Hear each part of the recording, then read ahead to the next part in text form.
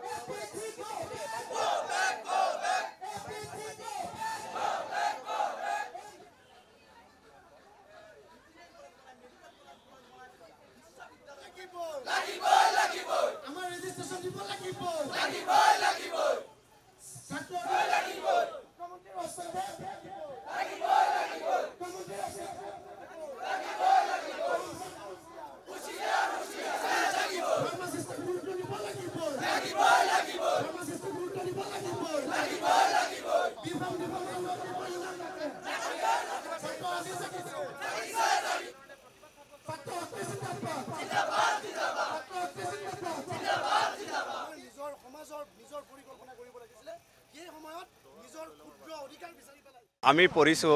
কোনোবাই ডিপ্লোমা কৰিছে মই বিফাৰ্ম কৰিছোঁ কোনোবাই আৰু ফাৰ্মডি কৰিছে কৰি আজি 2 বছৰৰ পৰা আমি ৰেজিষ্ট্ৰেশ্যন পোৱা নাই কোনোবাই 1 বছৰ কোনোবাই 2 বছৰ আমি পঢ়ি লিখা পঢ়া কৰি যে প্ৰটেষ্ট কৰিব লাগে মই আগতে ভাবা নাছিলোঁ এতিয়া আমি 2 বছৰৰ পৰা মানে এটা হেঁচাত আছোঁ চাপত আছোঁ স্বাস্থ্য বিভাগত আমি অৱগত কৰিছোঁ বাৰ অৱগত কৰিছোঁ কৰাৰ পিছতো আমাক এতিয়ালৈকে ৰেজিষ্ট্ৰেশ্যন প্ৰদান কৰা নাই সেইকাৰণে আমি এক দীঘলীয়া কাৰ্যসূচী হাতত লৈছোঁ আমি যেতিয়ালৈকে মুখ্যমন্ত্ৰী মহোদয় আমাৰ ইয়াত কোনো ব্যৱস্থা নকৰিব আমি তেতিয়ালৈকে ইয়াতে থাকি যাম সেইকাৰণে আমি অনুৰোধ কৰিছোঁ দক্ষ মুখ্যমন্ত্ৰীক আমি অনুৰোধ কৰিছোঁ যাতে আমাৰ এই সমস্যাটো অতি সোনকালে সমাধান কৰাৰ ব্যৱস্থা কৰে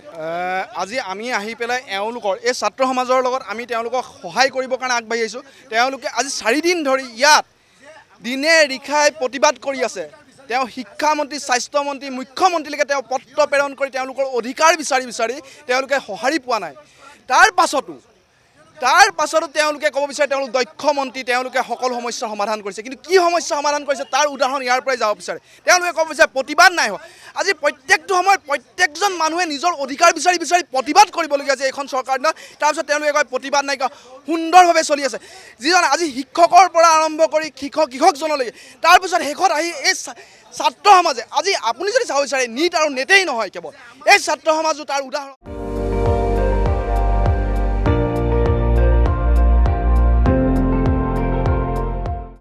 আপুনি চাই আছে ND24